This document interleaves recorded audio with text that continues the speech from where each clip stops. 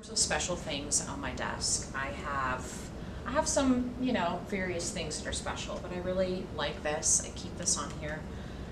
Mrs. If, she came into my class at one point. I had to leave early for something, and she came in and watched my students for a couple of minutes, and she wrote my name in a heart, and I keep it on here because I just makes me think about Mrs. If and how she is a special person. I'm really glad to work with her and have her as a friend and a colleague. So when I see my name in this heart, I feel love for Mrs. If because she's the wind beneath my wings.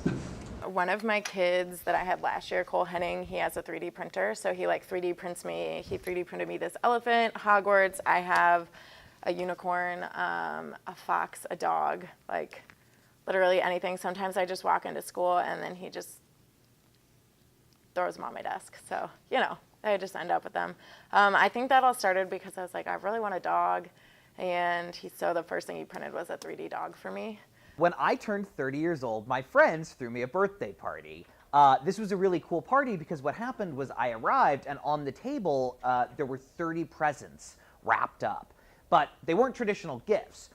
What happened was that every 15 minutes or so throughout the evening, I would unwrap one of them, and inside was a mystery object or item. And if I thought about the item enough, it led me to a famous book title, which as an English teacher made me really happy. So a couple of the objects I brought into my classroom, and I've got scattered throughout the room here. One of them is taped right here. It is a fly swatter. So I opened this thing up, and it was just a fly swatter, but it has the word holy on it, H-O-L-Y. So I thought to myself, holy fly swatter, what could that be in terms of a book? And I realized, oh, I teach this book. It's Lord of the Flies. So that was one.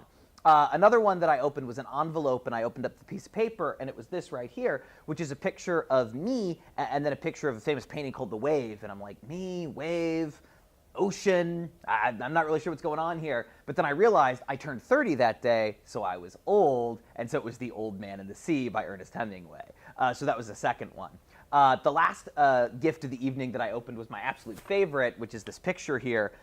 So if you can see, this picture is me pointing to my smartboard in my classroom, but then my friends managed to do some cool Photoshop stuff, and they have on my smartboard the same picture of me pointing at the smartboard, and then on that smartboard, it is me pointing at the smartboard, and so on and so on and so on.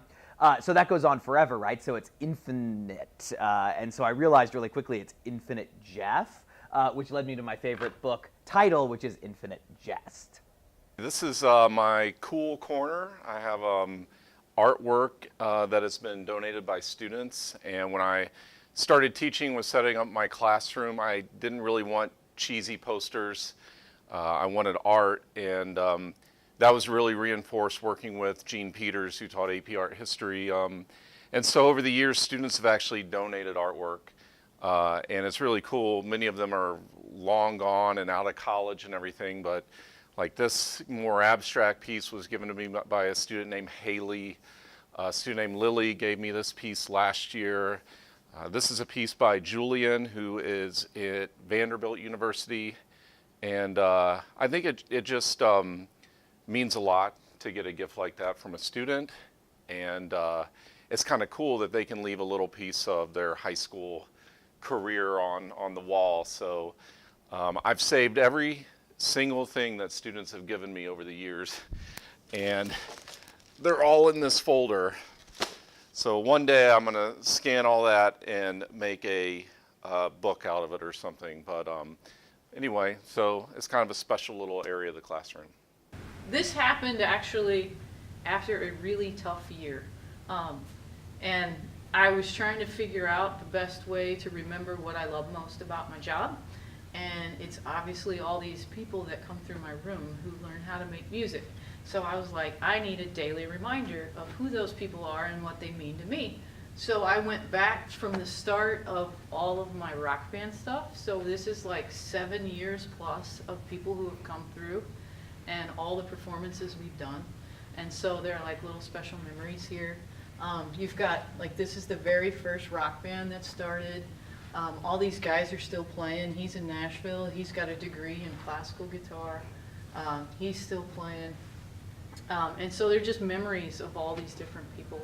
So when I'm having a crappy day, I just look at my wall. And I smile.